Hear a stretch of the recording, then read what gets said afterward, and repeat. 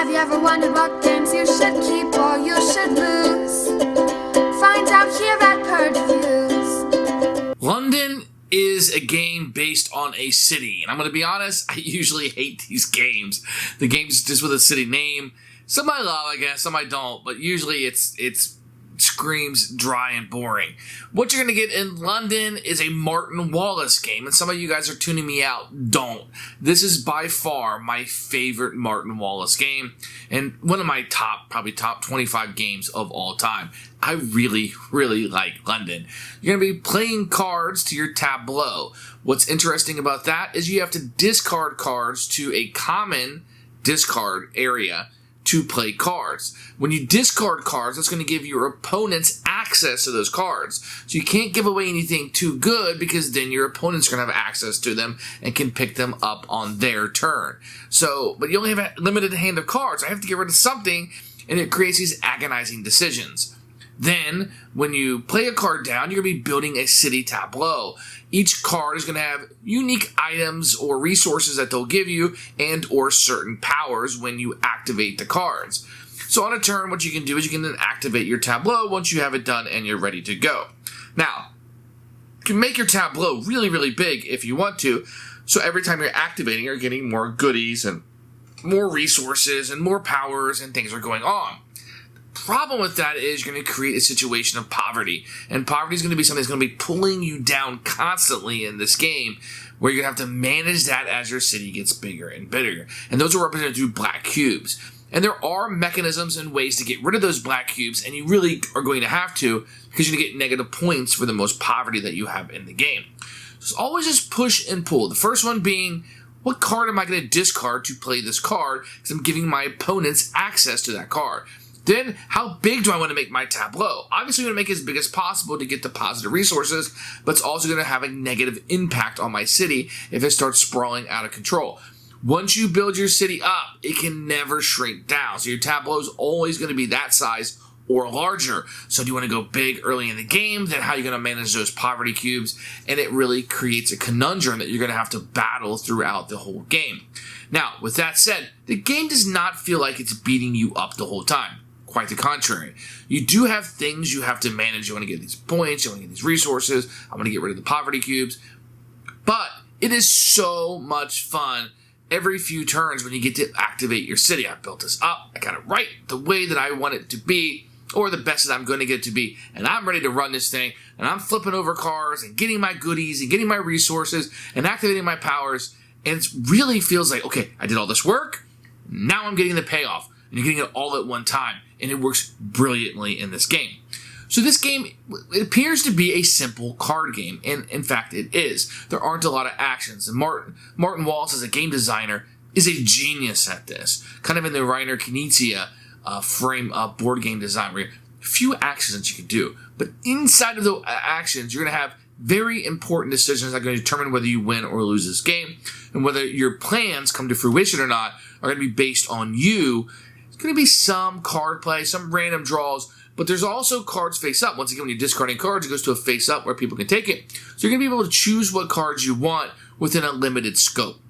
Everything's not going to be available to you, but a lot of good things are going to be available to you. And when you're done, you're going to have this city of London that's very, very cool. And you had all these decisions that have been made, tiny ones, big ones, powerful ones, and maybe some that aren't so powerful, but they're all going to add up to your version, your vision of the city of London. This game is brilliant. It never outstays its welcome. I'm always very interested in what's going on. I always feel like that I'm in this game. I don't ever feel like I'm too far behind. And I feel like there's a resource engine building that's going on. Every time I flip that city over, then I gotta kind of rebuild my tableau after I do it. Some of the cards can stay in your tableau. Some of them will be flipped over, I only use once. And you're going to make decisions on those also. So London is a brilliant game. It's one of those games I'm surprised more people don't talk about. It was on my shelf for a long time, and I really like this game. I really wanted my wife to play it. Very excited about this game. She did, and she loved it also.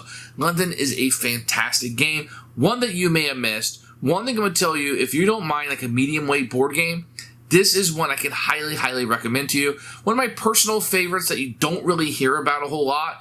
One that's easily in my top games. London, Total Keeper. You will not pry this game out of my hands. Here's London. This is the first edition by Martin Wallace. This is the edition that I happen to have. You can see it's kind of an old-timey board game box. These used to be very popular.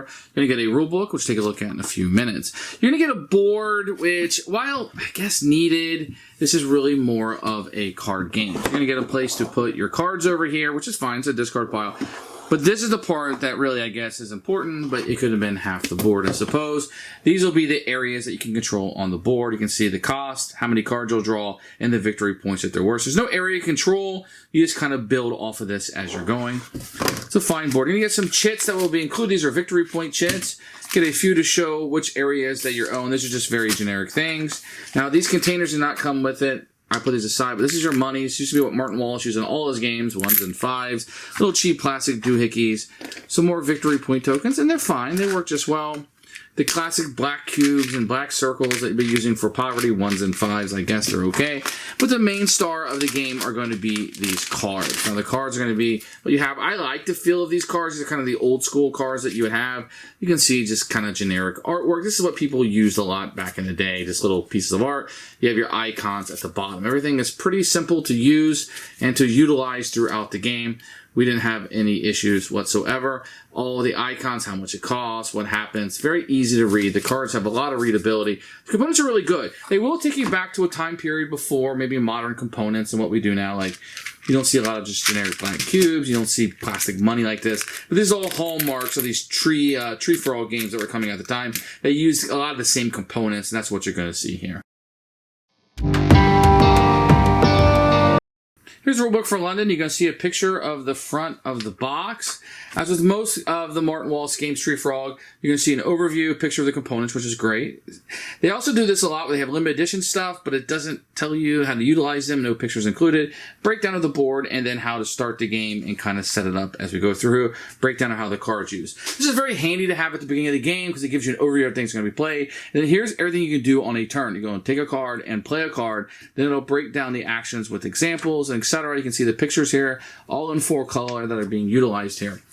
Ending the game, and then how to win the game, all very simple to understand. And then an index of all the cards. Sometimes they have extra explanations you might need to utilize or questions that might be answered about each one. And then the design notes, which I always find really cool in Martin Wallace games, that he includes the design notes in there. Gives you a little background about what he was thinking about when he made the game and why some decisions were made. I always appreciate that very well. This is a very, very good rule book. The back of it has a player sheet with all the breakdown. Really, after you read the rules, I can utilize this the whole game. And put it this way, I didn't even need it after 10, 15 minutes. Very, very good. The winner of the game is going to be the player that scores the most victory points. You're going to score victory points by putting your buildings out here. I'll show you how to do that in a few minutes.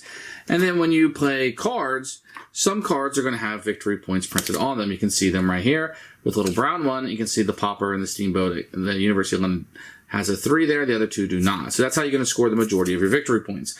Now, at the end of the game, depending on how many of these poverty points you have, what's going to happen is whoever has the least will get rid of all of theirs. So if I have 5 and you have 7, I'm going to get rid of 5 and you're going to get rid of 5. It's going to leave you 2 left over. You're going to go to this handy-dandy chart. So you have 2 left over, you're going to have 1 victory point. If you had 8 left over, you're going to get -11. You get 10 left over, -15, then 3 points each. So that's how you're going to score your points.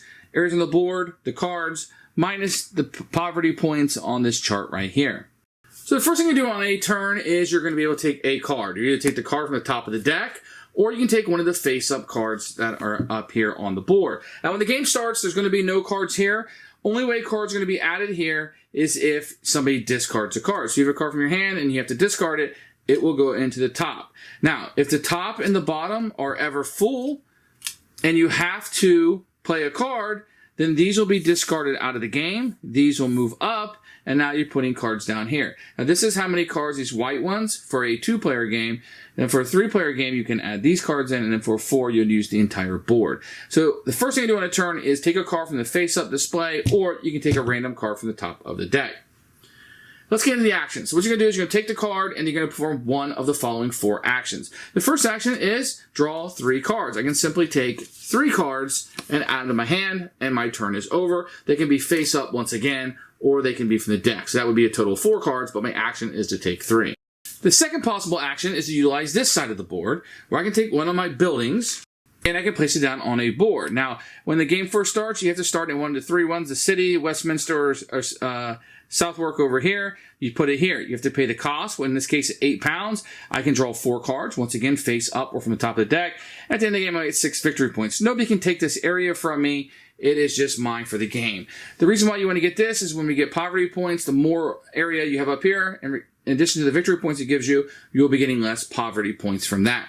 I'll explain that later on, but just know you can build a building. Once you build a building out, it has to be adjacent to a building. So anybody else can go to St.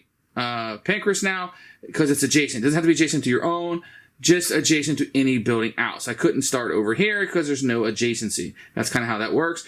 If you want to cross the bridge, the river has to be across the bridge. And there are some underground tokens that will come out. When you're able to put these out on the board, it'll be through card play. That area will be worth 2 additional victory points. Once again, those have to be placed adjacent to each other also. So that's kind of how that board works. That's just one action. It's all you get per turn. One of your actions can be to build in this area as long as you can afford the cost of it. An additional action you can choose is to play cards from your hand. Now, you'll never have this many cards in your hand. I just want to give you some examples. So let's say I wanted to play the West India Docks, which is fine. It's worth 2 victory points. I can place that down in front of me without any issues, but I would have to have a brown card in my hand to discard to the display. That's how cards get to the display in order to play it. If I was playing the Fleet Street, it's a pink card. I would have to be able to discard a pink card in order to play it. Now, some of the cards will have cost on it. So let's say, an example, instead of the Fleet Street, I wanted to pay the Highgate Cemetery. That is fine. I would have to discard a pink card. So let's say I discarded this one down to the face-up tableau, and I have to play 4 victory points to put that down in front of me. So as the game goes on, I will have different cards in front of me that I have utilized during the game, for example, and I'll be able to put those down.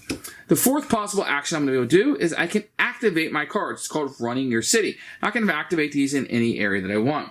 So, for example, the Highgate Cemetery is going to give me 2 white cubes. All that means is that if I have any of these poverty cubes, I can put them back into the supply. And this little icon here means that I flip this card over and I can only utilize it once.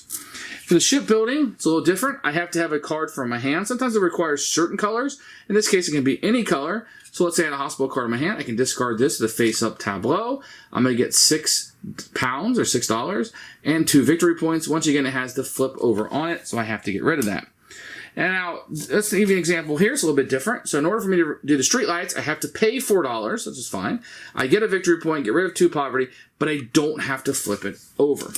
So let's say I utilize all the cards that I want to. They're flipped over or not. And then what I'm going to do at the end, so I've used around my city, do whatever I want. This card would be flipped over because I used it, and this card would be flipped over. So this is kind of what it looks like. Now, once I have these piles in front of me, I can no longer get rid of these cards. They're just flipped over. But if I play a card in the future, I can just play it right on top of a card. There's no problem with that. But for now, I have 1, 2, 3, 4, 5 rows that are up. Let's say I had 2 cards in my hand. That's 7. 5 plus 2 is 7.